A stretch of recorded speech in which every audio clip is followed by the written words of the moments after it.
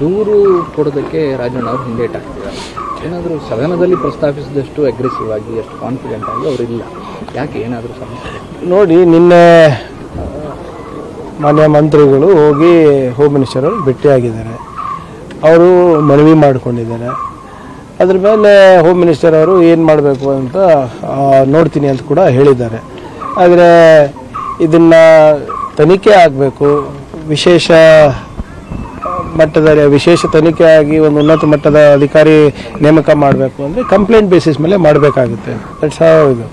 So ಅದರಿಂದ ಇದು ಸದನದಲ್ಲೂ ಪ್ರಸ್ತಾಪ ಆಗಿರೋದ್ರಿಂದ ಮತ್ತು ಸದಸ್ಯರು ಕೂಡ ಎಲ್ಲರೂ ಮಾತನಾಡೋದ್ರಿಂದ ಯಾರ್ಯಾರಿಗೆ ಈ ಹನಿ ಟ್ರ್ಯಾಪ್ ಭೀತಿ ಇದೆ ಅಥವಾ ಆಗಿದೆ ಅಂತ ಅನಿಸ್ತಾ ಇದೆ, ಕಂಪ್ಲೇಂಟ್ ಕೊಟ್ಟರೆ ಗೌರ್ಮೆಂಟ್ ವಿಲ್ ಇನ್ವೆಸ್ಟಿಗೇಟ್ ಅಂತ ಭಾಳ ಕ್ಲಿಯರಾಗಿ ಹೇಳಿದೀವಲ್ಲ. ಅಲ್ಲ ಸರ್, ಹೈಕಮಾಂಡ್ ಎಂಟ್ರಿಯಿಂದ ಸೈಲೆಂಟ್ ಆಗಿರೋ ರಾಜಣ್ಣ ಅವರಂತ ನೋಡಿ ಬನ್ನಿ, ಈಗ ಹೈಕಮಾಂಡ್ ಯಾಕ್ರಿ ಎಂಟ್ರಿ ಆಗುತ್ತೆ?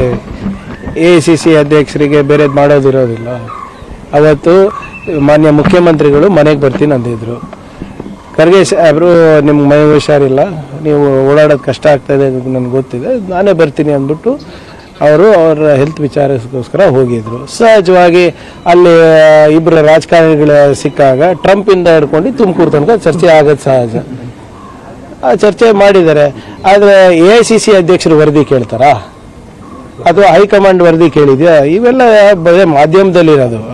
ನೋಡಿ, ಅವರು ಎಲ್ಲದ್ರ ಬಗ್ಗೆ ಚರ್ಚೆ ಮಾಡಿದರು. ಇಂಟರ್ನಲ್ ರಿಸರ್ವೇಷನ್ ಬಗ್ಗೆ ಚರ್ಚೆ ಮಾಡಿದ್ರು, ಕಾಸ್ಟ್ ಸೆನ್ಸಸ್ ಬಗ್ಗೆ ಚರ್ಚೆ ಮಾಡಿದ್ರು, ಸದನದಲ್ಲಿ ಆಗ್ತಾ ಇರೋದಿರ್ಬೋದು ಅಥವಾ ಲೋಕಸಭಾದಲ್ಲಿ ಆಗ್ತಾ ಇರೋದಿರ್ಬೋದು ಚರ್ಚೆ ಮಾಡಿದ್ರು. ಇವೆಲ್ಲರಿಗೂ ಭಾಳಷ್ಟು ಚರ್ಚೆ ಆಗಿದೆ. ಆದರೆ ಯಾವುದಕ್ಕೂ ವರದಿ ಸಲ್ಲಿಸಿ ಅದು ಸಲ್ಲಿಸಿ ಅಂತ ಹೈಕಮಾಂಡ್ ಅವರು ಅವತ್ತು ಮಾನ್ಯ AICC ಅಧ್ಯಕ್ಷರಂತೂ ಅದು ಕೇಳಿಲ್ಲ. ಅದೇನಾದರೂ ಇದ್ದರೆ ನಮಗೆ ರಣದೀಪ್ ಸಿಂಗ್ ಸುರ್ಜೇವಾಲಾ ಅವರಿದ್ದಾರೆ, KC ವೇಣುಗೋಪಾಲ್ ಅವರಿದ್ದಾರೆ. ಅವರು ಅಗತ್ಯ ಬಿದ್ದರೆ CM ಅವ್ರ ಹತ್ರ ಮಾತಾಡ್ತಾರೆ, HM ಅವ್ರ ಹತ್ರ ಮಾತಾಡ್ತಾರೆ. ಇದು ಕ್ರಿಮಿನಲ್ ಅಂಶ ಇರುವಂಥ ಪ್ರಕರಣ. ಇವು ಸ್ಟೇಷನಲ್ಲಿ ಕಂಪ್ಲೇಂಟ್ ಕೊಟ್ಟರೆ ತನಿಖೆ ಆಗಬೇಕು, FIR ಆಗಬೇಕು. ಈ ಗೃಹ ಸಚಿವರಿಗೆ ಬಂದು ಮನವಿ ಕೊಟ್ಟರೆ ನಿಜವಾಗ್ಲೂ ತನಿಖೆ ಆಗಬೇಕು ಅನ್ನೋ ಉದ್ದೇಶ ದೂರುದಾರರಿಗಿದೆಯೋ ಅಥವಾ ಸರ್ಕಾರಕ್ಕೆ? ನೋಡಿ, ಅದು ಸುಮೋಟೋ ಕೇಸ್ ದಾಖಲಿಸ್ಕೋಬಹುದಿತ್ತಲ್ಲ sir? Where is the victim? Suo motu case ಅಂದರೆ ಈಗ ಅವ್ರು ಹೇಳ್ತಾ ಇದ್ದಾರೆ ಅಟೆಂಪ್ಟ್ ಆಗಿದೆ ಅಂತ. ಅವ್ರು ಡೀಟೇಲ್ಸ್ ಕೇಳಿದ್ದಾರೆ, ಇವ್ರು ಮನವಿಯನ್ನು ಕೊಟ್ಟಿದ್ದಾರೆ. ಅದೇನಿದೆ FIR ಮಾಡಿಸಿದ್ರೆ then we will be empowered ಅಲ್ಲ. ಈಗ ಒಂದು ತನಿಖಾ ಸಂಸ್ಥೆ ಬಂದು ನಿಮಗೆ ಪ್ರಶ್ನೆ ಮಾಡಬೇಕಂದ್ರೆ ಯಾವ ಆಧಾರದ ಮೇಲೆ ಮಾಡ್ತಾರೆ?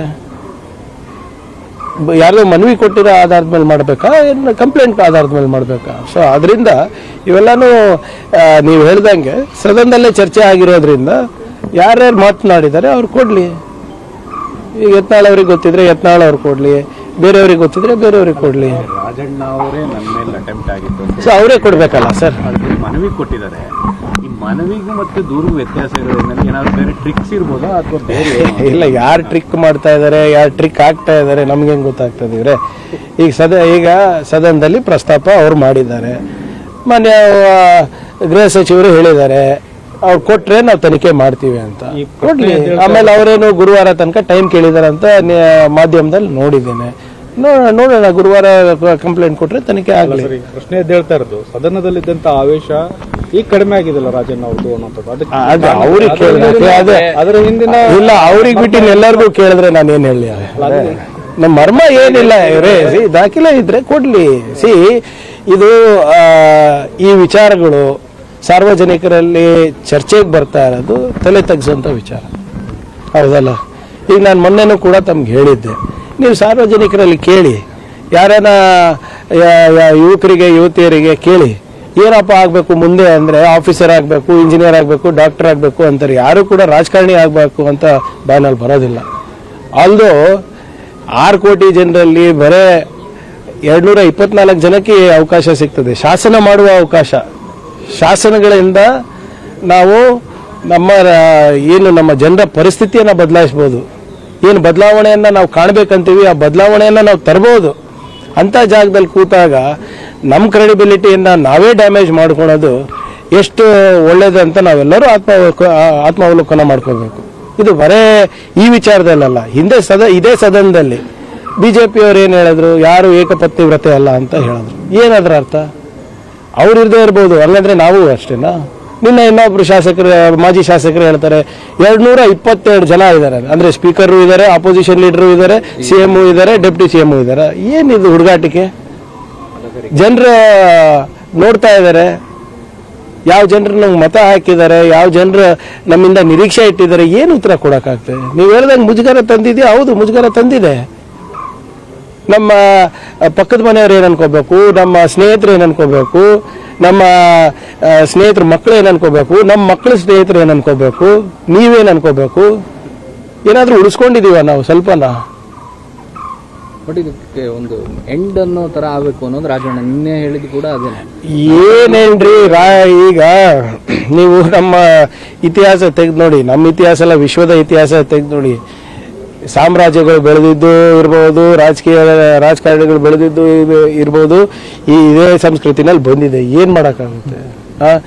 ನಾವೆಲ್ಲರೂ ನಮ್ಮ ನಿಯಂತ್ರಣದಲ್ಲಿ ಇರಬೇಕು. ನಮಗೂ ಸ್ವಲ್ಪ ನೈತಿಕತೆ ಇರಬೇಕಲ್ಲ.